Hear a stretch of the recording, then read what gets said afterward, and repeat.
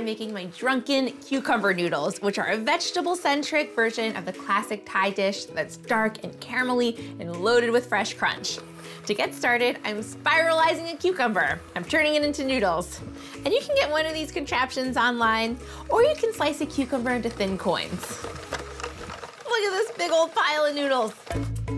I'll get these into my bowl, and into my pan, I'll add a drizzle of oil, and I'll add my onions and pepper. I have one chopped onion here, and a chopped orange pepper. I'll stir these around and let them cook until the onions are translucent. It's already starting to smell good. Next, I'll add my garlic. I'll add a ½ pound of ground chicken right to the pan, and then I'll cook it, breaking it up with a spoon so that it can be bite-sized pieces and get browned all over. While this continues to cook, I'll make my Drunken sauce. This sauce is sweet and a little funky, and it has a slight touch of heat. It has it all. Start with 2 tablespoons of soy sauce and whisk it with a ½ teaspoon of cornstarch to thicken it up. 2 tablespoons of hoisin sauce and a tablespoon of fish sauce for a savory touch.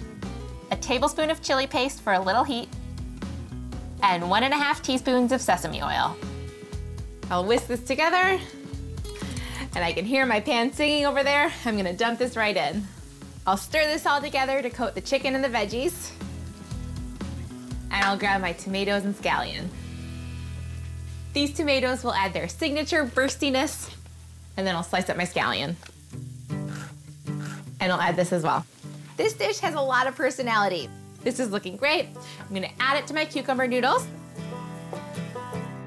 I'll toss this all together. Oh yeah, look at all these bright colors. It's so vibrant. Let me grab my serving bowl and a lime, and I'll put it all together. I'll finish this with some lime juice and fresh basil. The lime will add great brightness.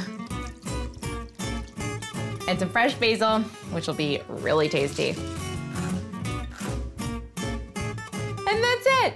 Let me taste.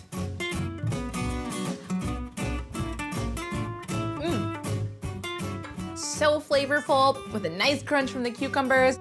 Perfect.